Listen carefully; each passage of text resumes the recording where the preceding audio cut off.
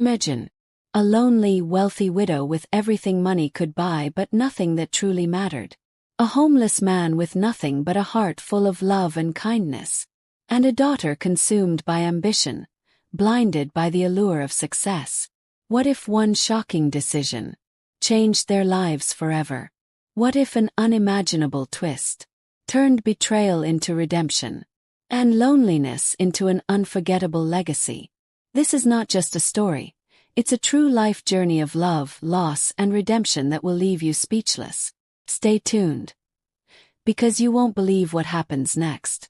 Before we dive in, don't forget to hit that subscribe button like this video, and turn on the notification bell so you never miss our next unforgettable story. Now let's begin. The sun sets over Durban's golden coastline, casting its shimmering reflection on a grand oceanfront mansion. Inside, the air is still, filled with echoes of memories long gone. A woman in her late 60s, Mama Zola Kumalo, watches the horizon with tearful eyes, her face lined with years of loneliness despite her wealth. They said she had everything: mansions, luxury cars, and a fortune that could last lifetimes. But what Mama Zola longed for most was something money could never buy: love and connection. Zola caresses an old photograph of her and Thabo from that night. "I miss you," she whispers. Her husband had passed away years ago, leaving her to manage their empire alone. They said she had everything: mansions, luxury cars, and a fortune that could last lifetimes. But what Mama Zola longed for most was something money could never buy: love and connection. 30 years ago, a young Zola, radiant and ambitious, walks into a business gala arm in arm with her husband, Thabo Kumalo, a successful real estate mogul. Their love is genuine, and their future seems limitless. Thabo surprises her with a song played by a live band, something he often did to show his love. They dance, lost in each other's eyes. Zola caresses an old photograph of her and Thabo from that night. "I miss you," she whispers. Her husband had passed away years ago, leaving her to manage their empire alone.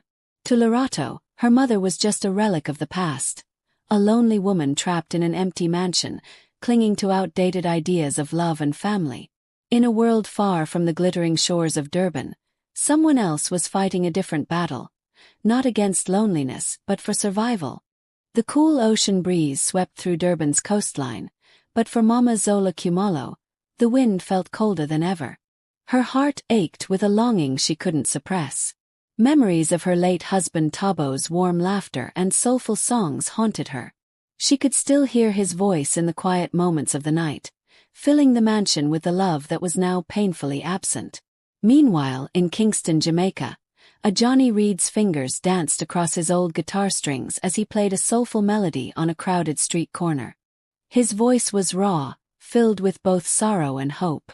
Passers-by stopped, mesmerized by his music, tossing coins into his worn guitar case.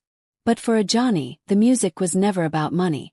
It was about survival and keeping the memory of his late wife and daughter alive. Back in Durban, Mama Zola sat in her grand living room, surrounded by expensive art and luxurious furniture. Yet the vast space felt hollow.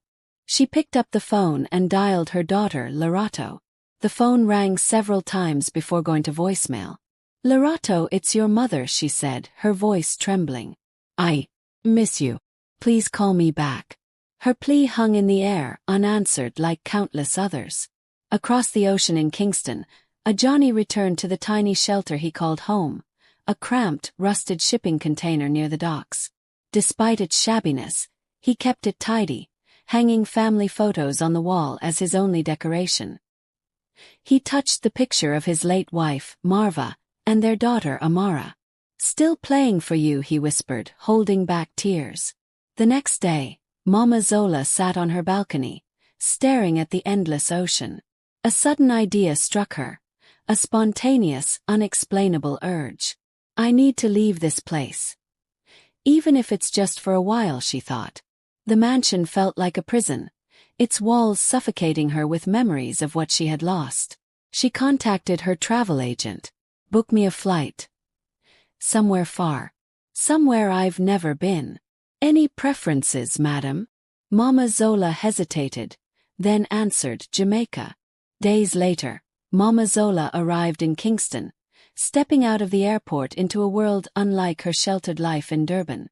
The city was loud, colorful, and alive with music and culture. For the first time in years, she felt a spark of curiosity ignite in her soul. She checked into a small beachfront hotel, rejecting the luxury resorts her agent had suggested. She craved simplicity, something real. That evening, as she strolled along the busy streets of Kingston, a familiar sound stopped her in her tracks. A deep, soulful voice accompanied by the strumming of a guitar. There, under a dim streetlight, she saw a Johnny playing his heart out, surrounded by a small but captivated audience. His music stirred something deep within her, a feeling she thought she had lost forever. A Johnny ended his song with a bittersweet smile, bowing as the small crowd applauded. As they dispersed, he noticed Mama Zola still standing there, her eyes glistening with emotion. "That was beautiful," she said softly. A Johnny nodded humbly. "Thank you. Music keeps the heart alive." She stepped closer. "Do you play here often?" "Every evening," he replied. "It's how I stay connected to what matters." His words lingered in the air, resonating deeply with Mama Zola. "Would you play one more song?" she asked, almost pleading. Without a word, a Johnny nodded and began strumming again. His music wrapped around her like a warm embrace, thawing the cold emptiness she had carried for so long. That night, back at her hotel, Mama Zola couldn't stop thinking about the street musician with the soulful voice. His music had stirred emotions she thought were buried forever. She opened her travel journal and wrote, "Today I met a man whose music spoke what words could not. In his voice I heard truth, pain, and hope. Perhaps destiny brought me here for a reason." Little did she know, this encounter would change both their lives forever. The following evening, Mama Zola found herself walking through Kingston's vibrant streets once again, guided by an invisible force. The bustling market was alive with the scent of street food, the chatter of vendors, and the distant pulse of reggae music. Yet, her mind was fixed on the soulful street musician whose music had touched her heart. Under the familiar streetlight, a Johnny stood, tuning his old guitar. His face wore the weariness of a man who had lived through countless storms but never lost his song. As he began to play, his deep, resonant voice poured into the night like a balm for the soul. Mama Zola stood at the edge of the small crowd, mesmerized once more. The lyrics of his song spoke of loss, survival, and an undying hope, a mirror of her own struggles. She felt exposed, as if he could see straight into her fractured heart. When a Johnny's performance ended, the crowd applauded and gradually dispersed. But Mama Zola stayed behind, her eyes locked on him. Sensing her presence, he offered a polite nod. "I see you came back," a Johnny said, his Jamaican accent warm and inviting. "Your music," she began, searching for the right words. "It's like you're telling my story." A Johnny smiled faintly. Music has a way of finding the truth in people, even when they try to hide it. Mama Zola hesitated before speaking again. "Would you join me for some dinner?" "My treat." A Johnny studied her thoughtfully. There was something different about her, elegance wrapped in sadness, wealth cloaked in loneliness. After a brief pause he nodded. "I know a good spot by the beach," he said, slinging his guitar over his shoulder. They walked side by side to a rustic seaside eatery. The scent of grilled fish and spiced plantains filled the air. They chose a table overlooking the ocean, where the sound of crashing waves provided a soothing backdrop. Over dinner, their stories unfolded like chapters in a shared book. A Johnny spoke of his life, his rise as a promising musician, the tragic car accident that claimed his wife Marva and their daughter Amara, and his subsequent descent into homelessness after grief consumed his career. "I lost everything. But not my music," he said quietly. "It's the only thing that keeps me going." Mama Zola listened intently, her heart aching for him. "I know what it's like to lose family," she admitted. "I lost my husband, Tabo, to cancer. and my daughter Lerato to ambition. She explained how her daughter's relentless pursuit of wealth and status had driven a wedge between them. We speak, but it's hollow. She only sees what I can give her, not who I am. Their shared sorrows wove a fragile connection between them, two strangers bound by loss, yet yearning for something more. Later, as they strolled along the moonlit beach, silence lingered comfortably between them. The ocean's rhythm mirrored the steady beat of their shared understanding. "Thank you," Mama Zola said softly, "for your music. And for listening." Johnny smiled. "It's strange, meeting someone who truly listens. People pass by, throw a coin, and forget you. You're unforgettable," she whispered, almost to herself. Before parting ways, Mama Zola gently placed a folded envelope into Johnny's guitar case. "No charity," Johnny protested. "It's not charity," she assured him. "It's gratitude." Reluctantly, he accepted, sensing the sincerity behind her gesture. As she walked away, he opened the envelope. Inside was a modest amount of money and a handwritten note. "Your music healed something in me I thought was gone. Thank you for reminding me what it feels like to be seen."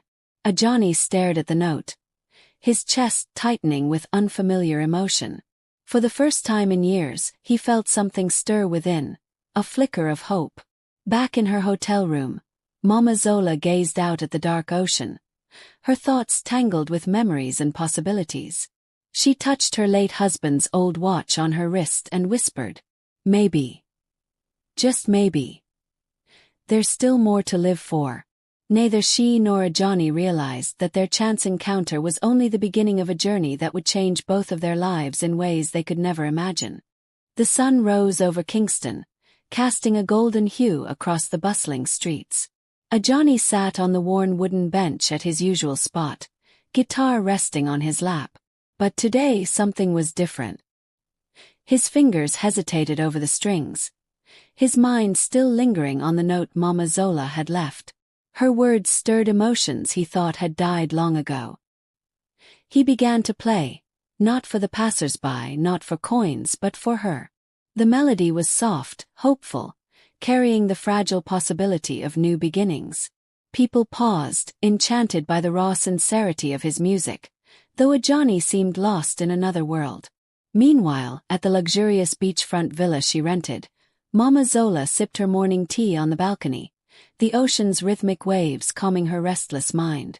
Despite her wealth, she felt lighter, less burdened, as if a window had been opened in her heart after years of suffocating silence. Memories of Johnny's music played in her mind, rekindling a sense of purpose. For so long, she had lived behind high walls, shielding herself from emotional vulnerability. Yet here was a man with nothing but a guitar, offering her something money could never buy: connection. Later that day, she found herself walking through the busy streets once again, guided by something she couldn't explain. Her chauffeur insisted on accompanying her, but she dismissed him. Today, she needed to be free from her life of guarded privilege. As she approached the familiar street corner, her heart skipped a beat. There he was, Johnny. His head slightly tilted back, eyes closed, fingers gliding effortlessly across the guitar strings. His voice, rich and powerful, resonated through the streets, drawing a small crowd. She stood still, mesmerized, her eyes glistening with emotion. When the song ended, applause erupted, but Johnny's gaze found hers through the crowd. There was a moment of shared recognition, a silent understanding that spoke louder than words. "You came back," he said warmly as she approached. "I couldn't stay away," she admitted. "Your music, it's a part of me now." They strolled down the street, past vendors selling fresh fruits and handmade crafts, until they reached a quiet park overlooking the ocean. They settled on a weathered bench shaded by a large palm tree. "I've been thinking about your story," Mama Zola confessed, "about everything you've been through." Johnny nodded slowly. "Life has a way of stripping you down. But maybe that's when you find what truly matters." She hesitated before revealing her own struggles, the hollow luxury, her estranged daughter Larato's obsession with power, and the aching loneliness that no amount of wealth could fill. "I thought money could fix everything," she whispered. "But it only built walls. And now I don't know how to tear them down." Ajani listened intently, his expression thoughtful. "Walls can be torn down," he said quietly, "but you have to let people in. One brick at a time." Their conversation flowed effortlessly, weaving through past regrets and present hopes. As the afternoon sun dipped lower, casting a warm amber glow across the horizon, Mama Zola realized something profound. She hadn't felt this alive in years. Before parting, she reached into her bag and handed Ajani a small velvet pouch. He frowned. "I thought we agreed. No charity." "It's not what you think," she replied with a knowing smile. Curiosity piqued. He opened the pouch to find a simple, hand-crafted bracelet made of polished wooden beads. Each bead was etched with tiny symbols of hope, strength, and resilience. "For inspiration," she explained. "You've given me more than you know. I wanted to give something back." Ajani traced the smooth beads, deeply moved by the gesture. "Thank you for seeing me." As she walked away, he slipped the bracelet onto his wrist, feeling its comforting weight, a symbol of hope, friendship, and something far more meaningful than he could yet understand. Back at her villa, Mama Zola gazed out at the ocean, her heart no longer heavy with regret. For the first time in years, she believed that maybe, just maybe, her story wasn't finished after all. Ajani, still seated on the park bench, strummed his guitar with renewed purpose. The music that poured from his soul was no longer colored by despair. It resonated with hope and possibility. Unbeknownst to them both, destiny had already begun weaving their stories into a shared future, one that neither could have predicted but both desperately needed. Days turned into weeks, and a strange rhythm settled between Mama Zola and Ajani. They met often, sometimes by the ocean where the waves whispered forgotten secrets, other times in the busy streets where life pulsed with energy. Their connection deepened, though neither dared to define it. One crisp afternoon, Ajani invited Mama Zola to a small community music festival. "You'll love it," he promised with a smile. "Raw talent, pure passion." The festival was held in a run-down open space in the heart of Kingston. Children ran barefoot through the dust, vendors called out their wares, and a makeshift stage stood proudly at the center. The air vibrated with anticipation. As they navigated the lively crowd, a young boy with wide, curious eyes approached. "Mr. Ajani," he exclaimed, tugging at Ajani's sleeve. "Are you playing today?" Ajani ruffled the boy's hair with affection. "Not today, Kweku. I'm here to listen." Mama Zola watched the interaction with quiet wonder. It was clear that Ajani was beloved here, not just for his music but for the kindness he radiated. As the performances began, a teenage girl with braided hair and a voice that soared like the wind took the stage. Her song was haunting, filled with longing and resilience. "That's Amara," Ajani whispered. "She lost her parents last year. But music keeps her going." Mama Zola's chest tightened.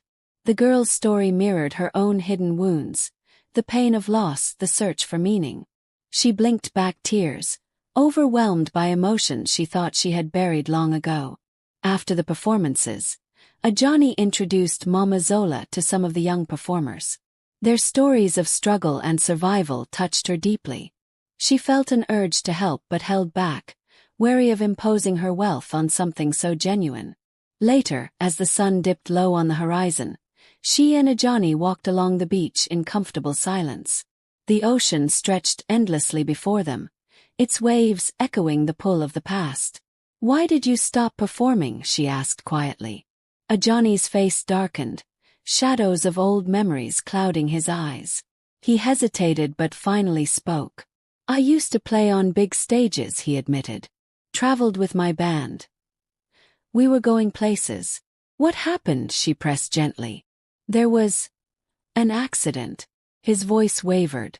"Our tour bus. We lost 2 band members. After that I couldn't." The music felt empty.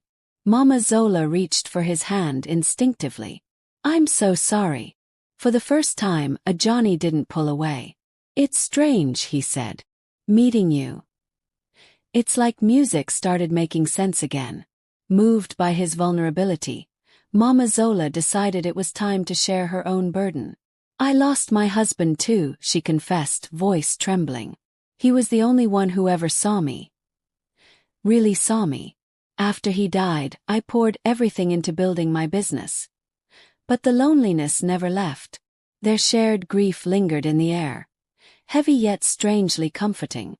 In that moment, they understood each other in a way words couldn't fully capture. As night fell, they returned to the bustling streets, where city lights shimmered like stars. They passed a small street cafe where a group of young musicians played familiar reggae tunes. Without thinking, Ajani paused. "Sing something with me," he suggested, a spark of mischief lighting his eyes. Mama Zola laughed, shaking her head. "I can't sing. You don't have to be perfect. Just be real."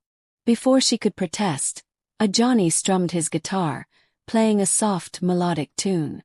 Hesitant but encouraged by his warmth, she began humming along, shaky at first, then stronger. Her voice, rusty but rich with emotion, blended with his in unexpected harmony. The cafe crowd cheered, some even joining in. For the first time in years, Mama Zola felt free, not as the untouchable businesswoman but as a woman rediscovering life's simple joys. As the final notes faded into the night, she realized that perhaps her journey wasn't about fixing the past but embracing what the future still held. Ajani smiled at her with quiet admiration. "See, you had it in you all along." And for the first time, Mama Zola believed it might be true. The next morning, Mama Zola woke with a renewed sense of purpose. Memories of the previous night still lingered, the way her voice had merged with Ajani's, the warmth of the crowd's applause, and the spark of life she thought had faded long ago. As she prepared her morning tea, she caught herself humming the same melody they had sung together. A soft smile tugged at her lips. It had been years since she felt so alive. Later that day, Ajani invited her to visit the community art center where he volunteered. "There's something I want you to see," he insisted with a knowing smile. The center was tucked away in a forgotten corner of Kingston, its worn walls covered in colorful murals painted by local youth. Inside, the air buzzed with creative energy, music, laughter, and the scratch of pencils on paper. Ajani guided her through the art-filled halls until they reached a small recording studio. "This is where the magic happens," he said proudly. Mama Zola was awestruck. Despite its modest appearance, the studio radiated potential. Young musicians rehearsed heartfelt songs, pouring their souls into every note. A group of teens worked on mixing beats, while others scribbled down lyrics with fierce determination. "They're good," she observed, deeply impressed. "They're hungry for a chance," Ajani corrected gently. "Most of them come from broken homes. Music is their only escape." Her heart clenched. She saw herself in their struggles, the fierce will to survive, to create a life beyond pain and loss. Just then, Amara, the girl with the haunting voice from the festival, entered the studio. "Mr. Ajani," she beamed. "I wrote a new song. Will you listen?"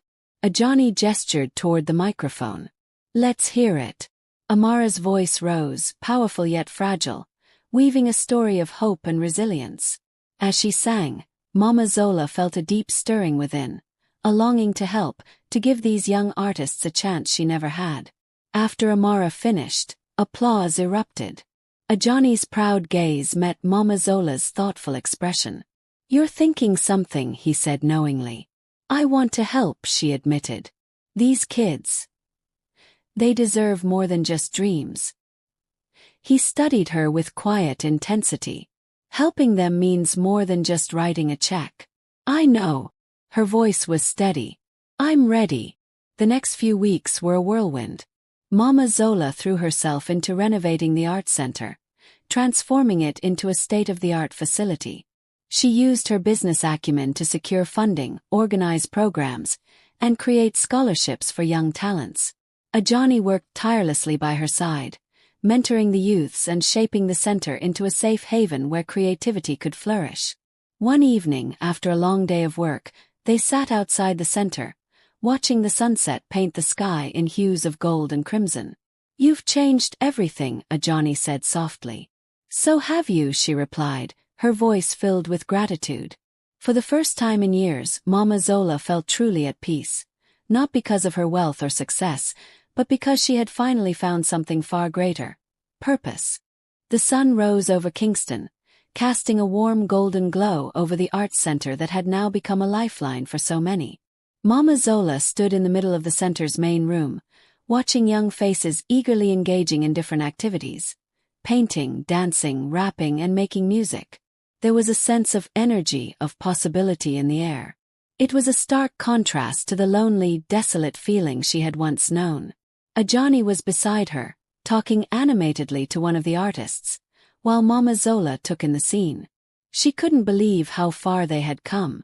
The transformation wasn't just physical, it was emotional, spiritual. The center had become a sanctuary, a place where the youth of Kingston could finally find a voice. "What's next?" Mama Zola asked, her voice filled with a quiet excitement. Ajani glanced at her, his eyes softening with pride. "Next, we hold the first community showcase. A concert to showcase their talents. It'll be our way of telling the world that these kids matter." Her heart swelled with pride. It was exactly what they needed: a platform to shine, to show that their lives had meaning beyond the streets. Mama Zola had never felt more alive than she did in this moment.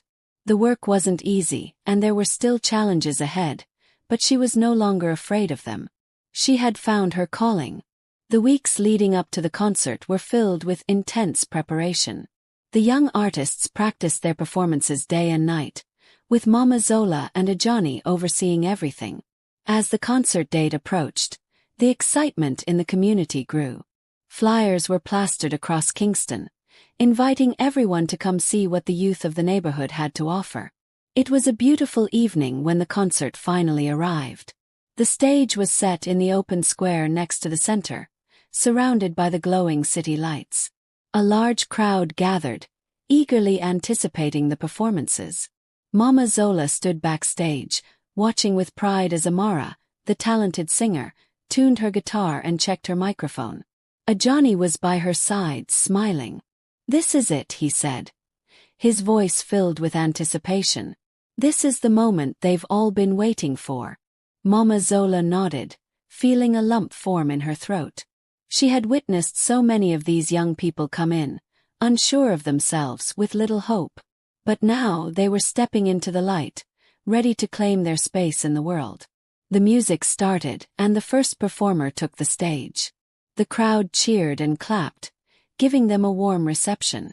One after another, the young artists performed, rapping, singing, dancing, playing instruments, all pouring their hearts out in ways Mama Zola had never seen before.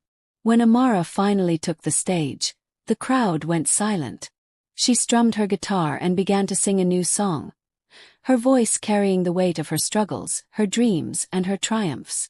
Mama Zola's heart beat faster as she listened, feeling the raw emotion in the lyrics. As Amara finished, the crowd erupted into applause, and Mama Zola wiped away a tear. This was more than just a concert.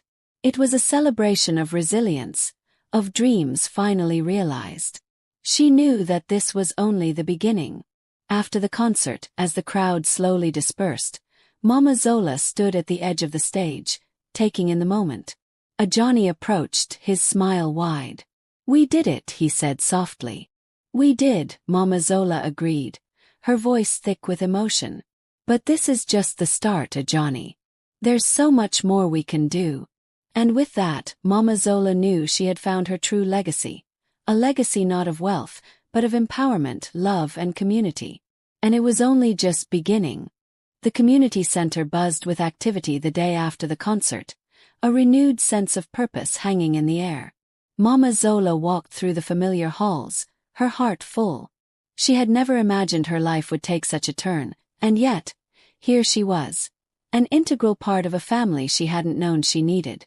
The walls of the center seemed to breathe with the promise of brighter futures. She passed by the recording studio where Amara was busy with a group of young artists, laying down tracks for a new album. The sound of laughter mixed with music filled the air, and Mama Zola smiled to herself, grateful for the joy she had helped bring into the lives of so many. Ajani approached her, his face serious. "Mama Zola, we need to talk." She stopped, sensing the shift in his tone. "What's wrong?" "There's been a challenge from some of the local businesses," he said. "They don't want to support the center anymore. They say it's a distraction. They claim the youth are getting too focused on art and not enough on real work." The words struck her like a blow. She knew how difficult it could be to navigate the politics of Kingston, but the thought of losing support now felt like a crushing setback. "Do they not understand what this means to these kids?" she said, her voice rising. "This is their chance to change their lives." Ajani placed a hand on her shoulder. "We've made a difference, Mama Zola. But some people are resistant to change. They see it as a threat." She let out a breath, trying to calm her racing thoughts. "What do we do now?" "We fight. We show them what this community can become when we come together," he said, his voice unwavering. "We don't back down." Later that evening, as the sun dipped below the horizon, Mama Zola stood before a gathering of the center's supporters, artists, business owners, and families who had seen the center's potential. She had never been one for public speeches, but this felt different. It wasn't just about words. It was about standing firm for something she had come to believe in. "People have always told me that success is measured by what you own," she began, her voice steady but powerful. "But I've learned that success is not about wealth.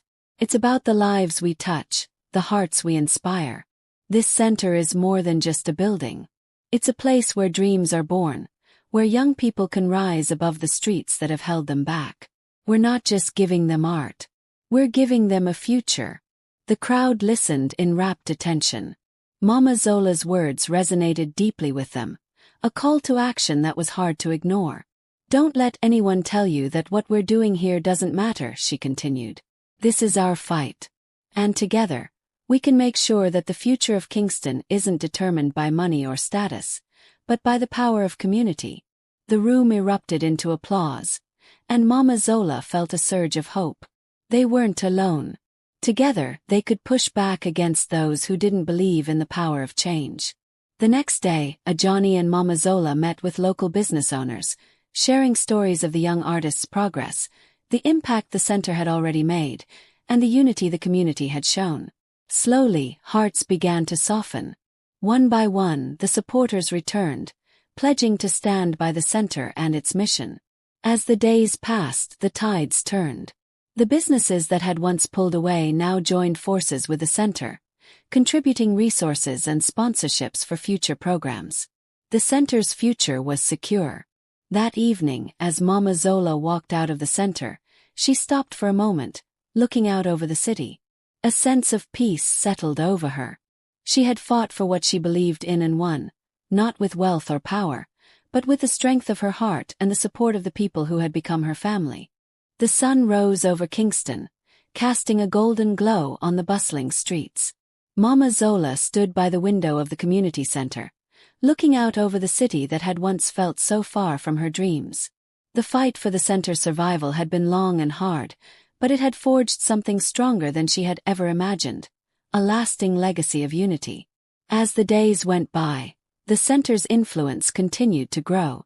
Amara's music had taken off, drawing attention from industry leaders, while the young artists who once hung out on the corners of the street now filled the hallways of the center, creating and thriving.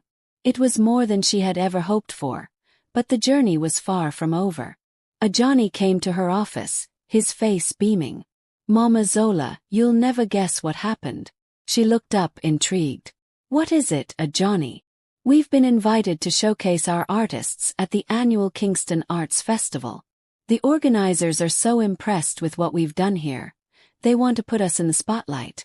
The news hit her like a tidal wave of emotion. The Kingston Arts Festival was the biggest event of the year, a platform where emerging talent could be discovered by influential figures in the art world. For the center's artists, this was their moment. "We're ready," Mama Zola said, a grin spreading across her face. This is the breakthrough they deserve. The preparations for the festival were hectic. Mama Zola and Ajani worked alongside Amara and the other artists, coordinating performances, preparing artwork, and gathering materials. Every corner of the center buzzed with energy, excitement, and anticipation. They knew that this was not just an opportunity to showcase their talent, it was a chance to change their narrative. When the day of the festival arrived, the center's team was ready. The venue was grand, filled with the who's who of Kingston's artistic and business worlds. Mama Zola walked alongside her artists, proud of how far they had come. The once neglected youth who had wandered the streets of Kingston now stood tall, their heads held high with confidence. The opening performance was Amara, who took the stage with her band, her voice powerful and captivating. As she sang, the crowd was transported into the raw emotion and stories she wove through her music. The energy in the room was electric, and Mama Zola watched in awe, knowing that Amara was not just singing, she was telling the world her truth. Throughout the day, other artists from the center showcased their work. Painters, sculptors, dancers, all of them leaving an indelible mark on the festival. It was clear that this was the beginning of something monumental. As the day came to a close, the crowd applauded, and Mama Zola could hardly contain her tears. For so long she had fought for these young people, poured her heart into the center, and now, standing in the center of a crowd that celebrated their talent, she knew it had all been worth it. Later that evening, Ajani stood by her side, his eyes gleaming with pride. Mama Zola, I don't think I've ever seen anything like this. This is bigger than we could have ever imagined. Mama Zola smiled, her heart full. We did it. We didn't just change lives here. We've set the stage for the future. As the festival wound down and the crowd began to disperse, Mama Zola stood outside the venue, looking out at the city lights.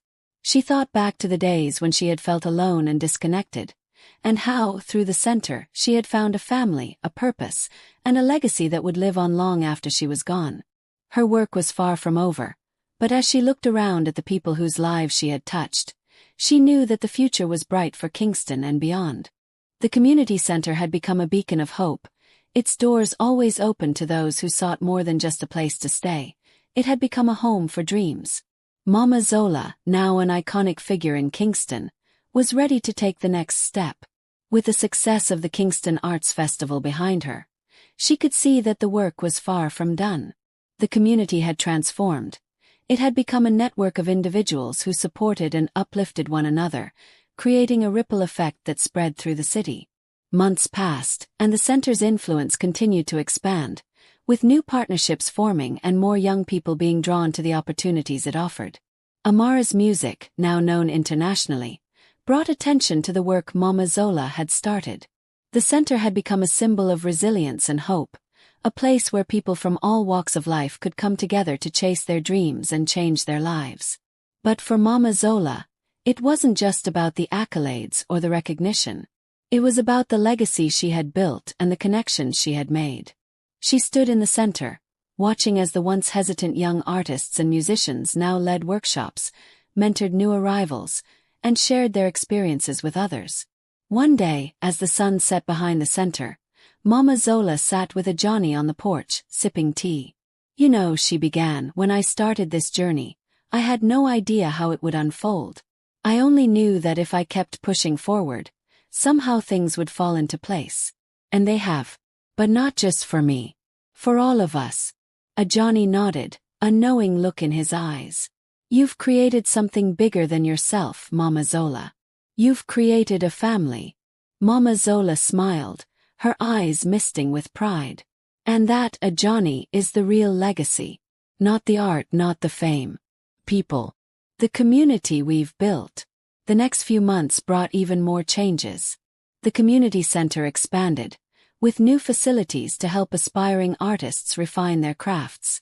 Mama Zola and Ajani, now a well-established team, were invited to speak at various conferences, spreading their message of hope, unity, and the power of art. But every time they returned to the center, Mama Zola's heart swelled with pride seeing the progress, how the young people, once on the fringes of society, had found their place in the world. One afternoon, Mama Zola stood before a room full of new applicants, each looking to be part of the center's work. "I want to tell you something important," she began, her voice firm yet filled with warmth. "This center isn't just about art. It's about people. About giving each other the chance to rise, to be seen, and to make a difference. You are part of something bigger than yourself. I want you to remember that as you embark on your journey here." The room was silent, the weight of her words hanging in the air. The new members sat, inspired and determined to make their mark. As Mama Zola walked through the halls of the community center, she realized that her work was far from over. But it didn't need to be. She had created a foundation, and the future was now in the hands of those she had mentored, guided, and empowered. They would continue the legacy of love, unity, and transformation that had started with a single woman's determination to make a difference.